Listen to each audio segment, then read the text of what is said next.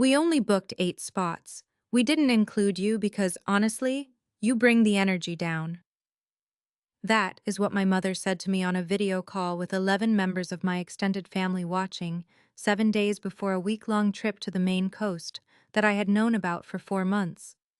She said it without hesitation, without lowering her voice, without any apparent awareness that my Aunt Connie was sitting right there in the frame, and my cousin Jill, and my Uncle Ray, and my grandmother's neighbor Shirley Bouchard, who was 68 years old and had known our family for 30 years.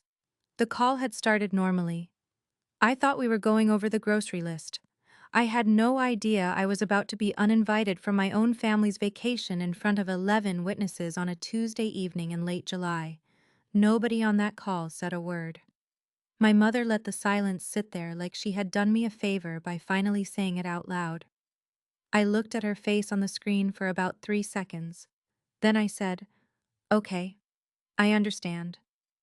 I closed my laptop with both hands, set it on the kitchen table, and walked to the sink to wash a single coffee cup I had left there that morning.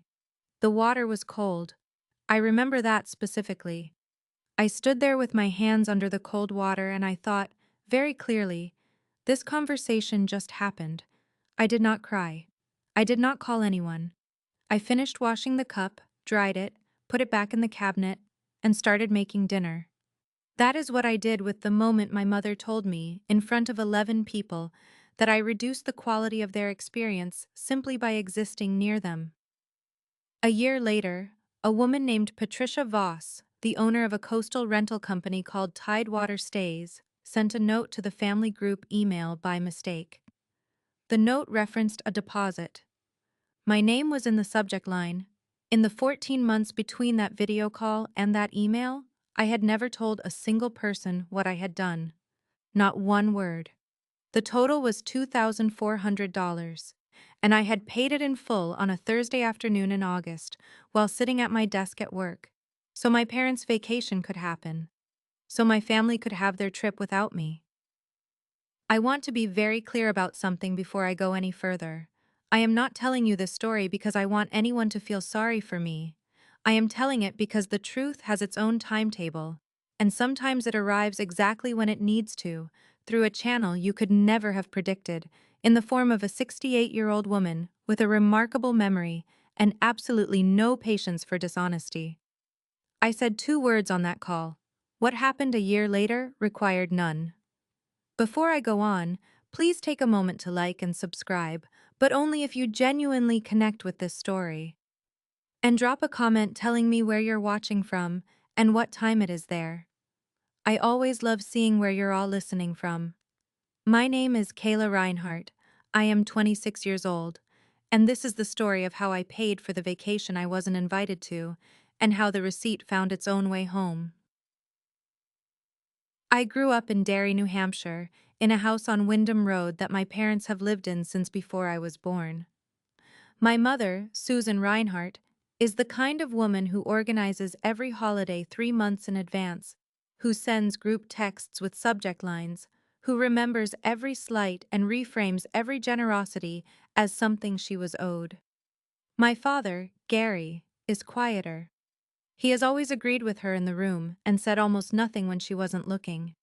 I have spent most of my life understanding that dynamic without ever quite knowing what to do about it.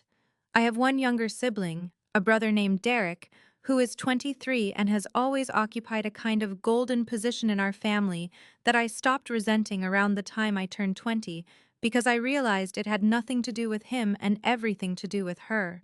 I moved to Portland, Maine, at 22, right after finishing my associate's degree in business administration at Nashua Community College. I took a job as an office coordinator at a small civil engineering firm called Brackstone and Webb, and within 2 years I had moved into a full administrative management role. I handled vendor contracts, invoices, scheduling, and occasionally payroll support when our bookkeeper was out. I was good at the work. I was detail-oriented in a way that came naturally and quietly, not the kind of thing I announced at family dinners, but the kind of thing that meant I never missed a line in a contract and I never forgot a number I had typed with my own hands. I rented a one-bedroom apartment on Munjoy Hill, I had a windowsill full of herbs I was trying and failing to keep alive, a secondhand couch from a woman named Dee that I had repainted the legs of, and a neighbor named Marcus who knocked on my door every time there was a thunderstorm because his dog was terrified of them and he figured company helped. Marcus is 29 and works night security at Maine Medical Center. He is the kind of person who brings you soup when you're sick without asking if you want it and then leaves before you can thank him. He has been a consistent, quiet presence in my life for the past 3 years, and I want you to know that when I got off that video call on a Tuesday in July, the first human being I saw afterward was Marcus, who knocked on my door 40 minutes later with a bag of takeout he had grabbed on his way home from an errand, knowing nothing about what had just happened, simply because it was Tuesday and we sometimes ate together on Tuesdays. He did not ask me anything. He just set the bag on the counter and found plates. I did not tell him about the call that night. I did not tell him for several weeks. The vacation had been in planning since April. A rental house on the Harpswell Peninsula, a big old shingled place that slept 10, with a wraparound porch and a dock. 8 spots booked for the immediate family, plus my Aunt Connie and her husband Ray, and my grandmother's neighbor Shirley Bouchard, who had been invited as a kind of companion for my grandmother after Grandma Jo passed in February, and Shirley was spending more time with our family than before. I had not been included in the initial planning email, which I noticed and filed away without comment. In May, Derek mentioned it in passing, in the vague way he had of dropping information without looking at me, and I said something like, "I figured it was a tight group." He didn't respond. I found out about the specific property in June because Derek texted me a photo of the house from the rental listing and wrote, "Pretty nice, right?" with no context. I looked up the listing. The rental was through Tidewater Stays, a small family-owned agency operating out of Brunswick, Maine. The property rented for $3,200 for the week. I bookmarked the page. I don't know why I did that. At the time, I told myself it was just curiosity. Looking back, I think some part of me was already paying close attention in a way I hadn't consciously named yet. I did not ask to be included. I want to be clear about that. I never asked. I was waiting, I think, for someone to say something, for someone to mention it, to bring it up, to notice the omission. Nobody did. And then, on the 28th of July, at 7:15 in the evening, my mother called a family video chat and told me why. What I want you to sit with for a moment is the specificity of what she said. Not just that I wasn't included, but that I bring the energy down. That this was the reason. That 11 people heard this reason at the same time, and nobody challenged it, and nobody said my name with any warmth, and the only person who reacted visibly at all was Shirley Bouchard, who I could see in the corner of the frame, pressing her lips together in a way that I recognized even through a small screen as the expression of a woman choosing very carefully whether to speak. After I said, "Okay, I understand," and closed the laptop, I did not think about the vacation for the rest of that evening. I made dinner. I ate it. I called my friend Renee in Portsmouth and talked to her about a completely different subject for 40 minutes. I went to bed at 10. I slept, which surprises me even now when I think about it. But I think the reason I slept is that I had made a decision during that conversation that I hadn't fully articulated yet. And decisions, once made at some deep level, have a quieting effect on the noise. The decision was this: I was going to handle the payment. I want to explain what I mean because this requires context that my family did not have. 3 weeks earlier, at the end of the first week of July, I had received an email that was forwarded to me by accident. Derek had been using a shared Google account that we had both set up years ago for a family calendar, and a payment confirmation had come through to that account. It was a partial payment confirmation from Tidewater Stays, confirming a deposit of $800 and noting that the remaining balance of $2,400 was due by August 15th, or the reservation would be released.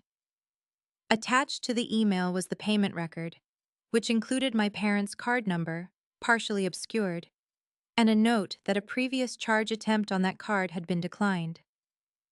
I do not know why the card was declined. I have my suspicions, because I knew from small things over the years that my parents had stretched themselves financially more than they let on, and because the spring had been expensive for them. A new water heater in March, car repairs for my dad in April, but I did not call and ask. That felt like the wrong move. What I knew was this: the balance was $2,400. It was due in 5 weeks, and the card on file had already failed once.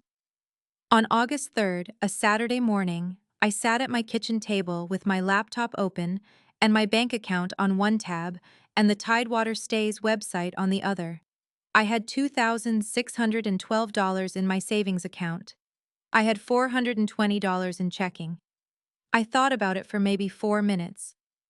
Then I called the Tidewater Stays Maine number, spoke to a woman who introduced herself as Patricia, explained that I was calling in regard to a reservation for the Reinhardt family, gave the confirmation number I had from the forwarded email, and paid the $2,400 balance on my debit card. Patricia confirmed the payment, read back my email address for the receipt, and thanked me warmly. She had a brisk, competent voice, the kind of voice that belongs to someone who has run a small business for a long time and has no patience for disorganization, but infinite patience for people. I remember thinking that I liked her, briefly, and then I ended the call. I did not tell my parents. I did not tell Derek. I did not tell Renee or Marcus or anyone. The receipt went to my email. The reservation was secured. The vacation happened. And I spent that same week in late August rearranging 2 shelves of my kitchen cabinets, watching 3 seasons of a show I had been meaning to start, and eating dinner on my fire escape 3 nights in a row because the weather was perfect and I was, improbably, having a reasonable time. I want you to sit with that too. I was not sitting at home suffering while they were at the beach. I was having a genuinely okay week. I had made a decision, quietly and without ceremony, to do something useful instead of something loud. And I had let it sit there, unannounced, like a seed in the ground. What would you have done? If you had found out the family that uninvited you couldn't actually afford the trip they cut you out of, would you have let them go anyway, or would you have let it fall apart? I've thought about this a lot. I'm still not sure there is a universally right answer. The months after the vacation were unremarkable in the most useful way. My parents returned from Maine in early September, sunburned and cheerful, and my mother texted me a photo of the porch with the caption, "Wish you could have seen it," with no apparent awareness of the irony. Derek sent me a separate photo of a lobster roll. I responded to both with a single emoji. I went back to my normal life with the same quiet steadiness I had always maintained, and I held on to what I knew with a patience that surprised even me. I was not waiting for anything specific. I was simply living with the knowledge in my pocket, the way you carry a library card you may or may not ever use. I got a small promotion in October, moving into a senior administrative manager role at Brackstone and Webb with a salary increase of $7,000 annually. I started taking a Thursday evening ceramics class at a studio on Congress Street because Renee had signed us both up, and I was glad she had. Marcus and I started what I can only describe as a careful, comfortable friendship that had begun to quietly shift into something more, in the way of two people who are both too sensible to rush things. Shirley Bouchard sent me a card in November, addressed to my Portland apartment, which she had gotten from my grandmother's address book. The card said, "I want you to know that I saw what happened on that call. You behaved with more grace than was required. I am thinking of you." I read it 4 times. I put it in the drawer of my nightstand, where I kept things I needed to be able to find again. Shirley was 68 years old and had lived next door to my grandparents for 31 years. She had been a high school principal in Derry for 22 of those years before retiring, and she carried herself with the particular authority of someone who had spent decades deciding what was true and what was a performance. I had known her my whole life as a peripheral presence, The neighbor who gave out full-size candy bars at Halloween and remembered your name every time she saw you. But her card changed something. She had seen it. She had named it. And she had taken the time to write it down and mail it to me, which is not a small thing. I wrote back. We began exchanging letters, actual letters on paper, over the winter. She told me about her own experiences with family, with the particular loneliness of being the person in a group who says the true thing and gets punished for it. I told her things I hadn't told Renee or Marcus. She was, without either of us planning it that way, becoming someone important. And then, on the 14th of June, 11 months after the vacation, a Tuesday afternoon, I was sitting at my desk at work handling a vendor contract renewal when my personal email notification lit up on my phone. The sender was Patricia Voss, Tidewater Stays, Brunswick, Maine. The subject line read, Reinhardt Party Booking, August 2024, Balance Confirmation. I picked up my phone. I read the email, and I understood immediately what had happened. Patricia had been emailing the family group account, the same one where all the trip planning had happened, where my parents and Derek and Connie and Ray all had access. But she had also, at some point in her records, saved my personal email address as an associated contact for the Reinhardt booking, because I was the one who had paid. She had meant to send a routine end-of-season account summary to the family group. Instead, she had CC'd me. And her email, cheerful and businesslike, addressed to the Reinhardt family group, began. Just a follow-up note as we close out the 2024 season. We so enjoyed hosting your family and want to confirm that all accounts are fully settled. A special thank you to Kayla Reinhardt, who called in August to clear the remaining $2,400 balance. It was a pleasure working with her on that booking. I sat very still at my desk for about 30 seconds. The room smelled like the burnt coffee someone had left on the burner too long. The afternoon light was coming through the window at the flat angle it gets in June. I read the email again, slowly, and I thought, there it is. I did not do anything with that email for 48 hours. I did not forward it. I did not reply. I just let it sit in the inbox where it had landed, exactly where Patricia had accidentally put it. That is the thing about the truth. It does not need your help to arrive. It needs only the right door. I found out later from Shirley what happened on the family side. She told me in a letter she wrote 2 weeks after the email landed, and then in a phone call we had on a Sunday evening that lasted an hour and 20 minutes. She told me that she had been sitting at my Aunt Connie's kitchen table on a Wednesday afternoon when Connie opened the family group email on her laptop to forward a different message to Ray, and Patricia's note was at the top of the inbox. Shirley said Connie went very quiet when she saw my name in the subject line.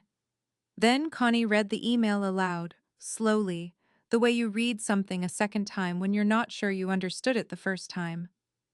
My mother was called. Then Derek was called. Then, according to Shirley, my mother arrived at Connie's house within 20 minutes, which is a 12-minute drive. And the five of them, my mother, my father, Derek, Connie, and Ray, stood around Connie's kitchen while my mother said, quite firmly, that there had clearly been a billing error and that Patricia must have made a mistake. She said this with a confidence that Shirley described as the specific confidence of a person who needs something not to be true. Shirley said she looked at my mother and asked, very calmly, whether the card that had originally been on the booking had in fact been declined. My mother said nothing. Shirley then asked whether the reservation had nearly been lost in August. My mother said that was private financial information. Shirley said, Susan, Kayla paid $2,400 for a vacation she was not invited to. I need you to hear that clearly. And my mother stood up and said that Shirley didn't understand the full situation, and that Kayla had always had a way of making herself into a victim. Shirley told me that when my mother said that, Derek sat down in a kitchen chair and put both his hands flat on the table and stared at them. He didn't speak for several minutes. When he did speak, Shirley said, he said very quietly, "She paid it, Mom. She actually paid it." And then he stood up, said he needed to get some air, and left the house. He drove to Portland the following Friday. He sat in my apartment for 2 hours. He did not apologize in the formal, performed way I might have expected. He said, "I knew the card didn't go through. I knew you probably saw that forwarded email. I just didn't say anything because I didn't want it to be complicated." He looked at me when he said it, which I give him credit for. It was the most honest thing he had said to me in years. I did not forgive him on the spot, because that would have been dishonest. But I told him I heard him. And I think something shifted between us that afternoon that has not entirely shifted back. I want to be precise about something here, because I know how these stories can be heard. I am not interested in revenge. I have never been interested in revenge. Revenge is about hurting someone as much as they hurt you, and I have no appetite for that. What I was interested in was the record. My name being attached to what I had actually done, accurately, in writing, without my having to announce it. Patricia Voss did not know she was doing anything other than closing her seasonal accounts. She was doing her job. The truth coming out was not a plan I executed. It was a receipt that found its way home. After the Wednesday in Connie's kitchen, I did not call anyone. I did not post anything. I did not send a message to the family group. I went about my week. Word moved through the family the way it always does, through phone calls and texts, and the particular speed of information that has gone too long unsaid. My Uncle Ray texted me to say he was sorry. My cousin Jill called and cried in a way that was genuine, even if it was also a little bit about her own guilt for staying silent on that July call. My mother did not contact me. My father sent a text that said, "I hope you're doing okay," which is the most my father has ever offered as an emotional gesture, and I accepted it as such, which is to say, I acknowledged it without requiring more from it. Some weeks after the email, I was told by Connie that my mother had stopped coming to her Thursday evening card game, and that several of the women in that group, who had heard through the usual channels what had happened, had been noticeably cooler with her when she did appear. I did not ask for that. I did not engineer it. It simply happened, the way community consequences tend to when the truth is clear, and nobody has to be told what to do with it. Shirley came to Portland in July, a full year after the call. She drove herself, which she said was a point of pride because her daughter kept suggesting she shouldn't drive long distances alone, and Shirley had views about that kind of preemptive limiting. She arrived at my apartment at noon with a loaf of sourdough she had made that morning and a bottle of white wine she said was for the evening. Marcus came by around 6.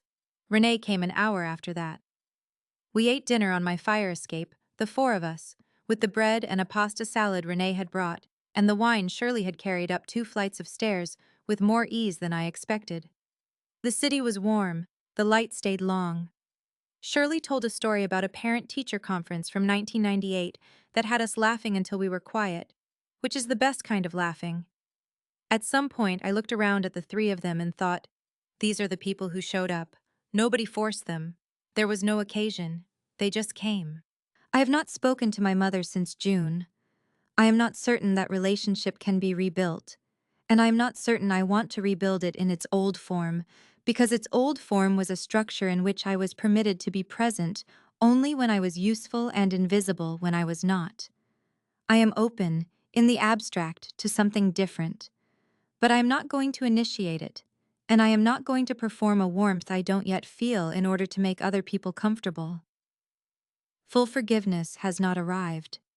I have made room for it, the way you leave a window cracked, not because the weather is good yet, but because you are willing to let it be good someday. What I know for certain is this: $2,400 sat in a database in Brunswick, Maine, attached to my name, for 11 months.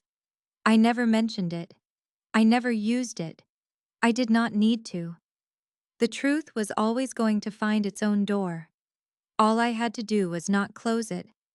I want to ask you something before I go. If you had been Shirley, sitting in that kitchen, watching someone you cared about be dismissed and explained away, what would you have done? I think about that a lot. I think we all have a moment where we can speak or stay quiet. I am deeply grateful that Shirley spoke. I want to be that person in someone else's story someday. Thank you for listening to mine. If this story reached you today, drop a comment and tell me where you're watching from. I read every single one. I will be back very soon with another story, and I promise you, it is one you will not want to